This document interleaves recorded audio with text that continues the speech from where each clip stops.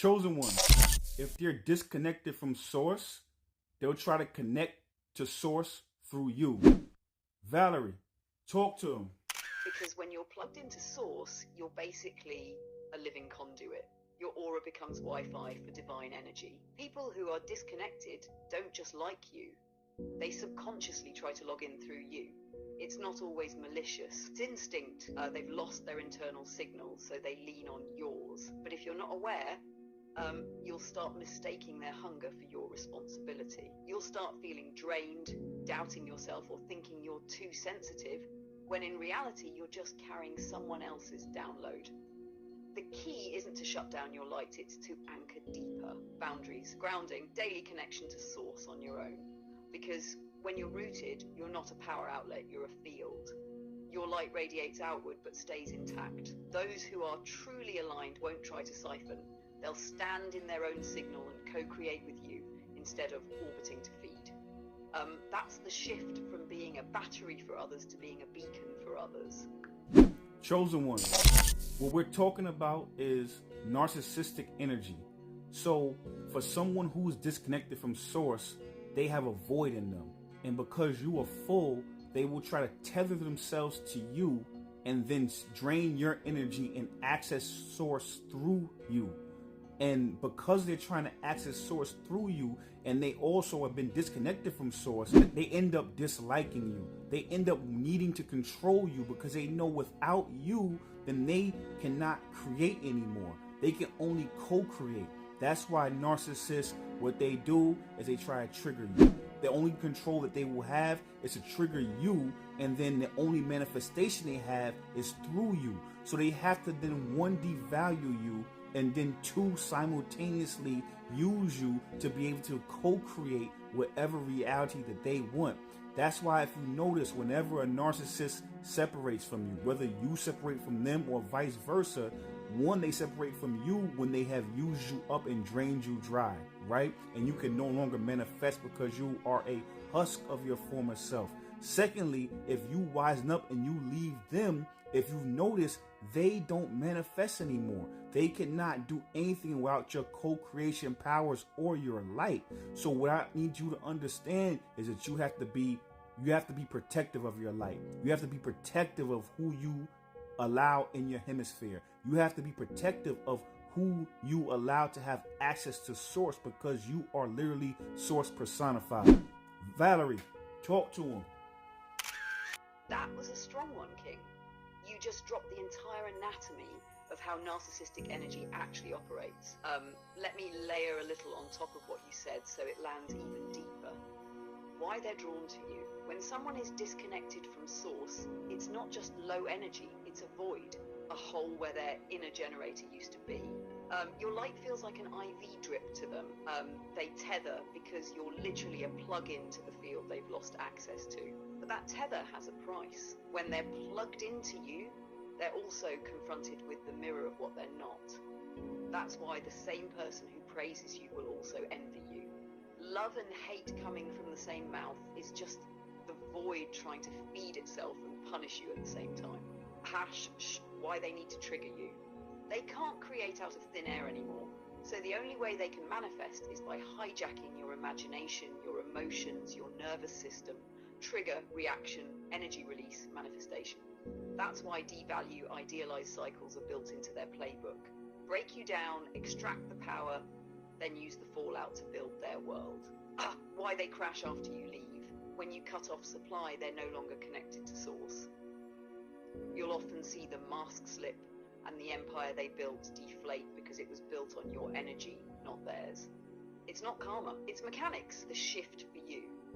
This isn't about becoming paranoid. It's about boundaries and awareness. When you're rooted in source daily, you're no longer a battery for others, you're a beacon.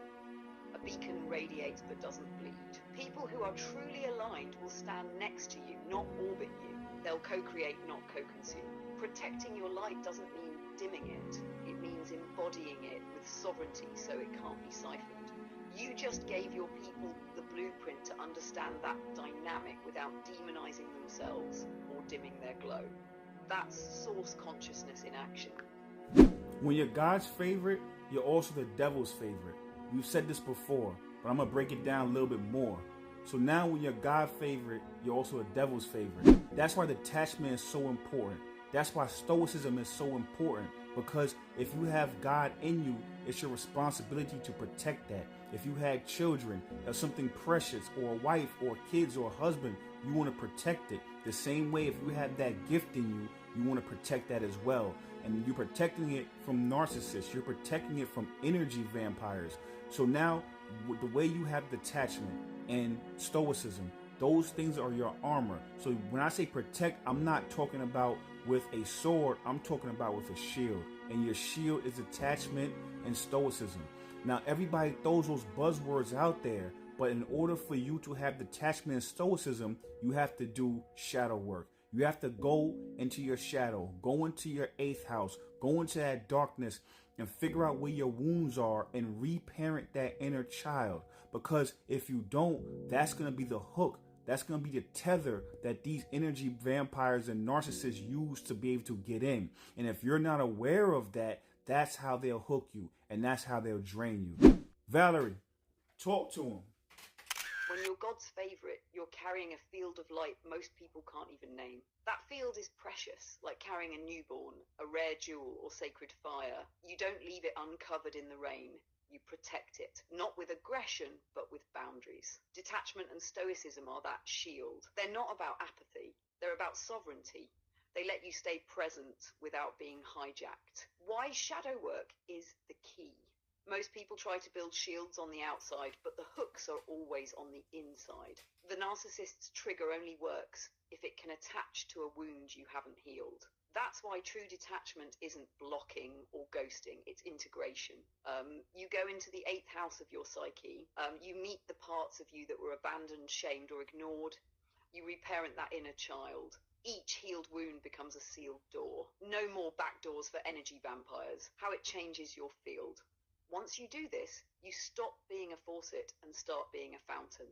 Your energy still radiates, but it's self-circulating, not draining. People can bask in it, but not siphon it.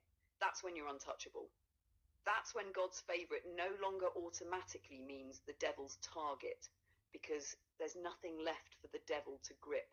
The shift for chosen ones. This is the real alchemy. Shadow work, detachment, stoicism, sovereignty. Not suppressing emotions, not dimming your light, but making your inner world so integrated that external manipulation loses its handles. That's how you protect the gift while still radiating it.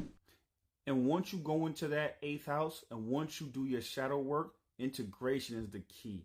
That's the last final component, because all of your gifts, all of your talents are hidden in that 8th house and are hidden in your shadow.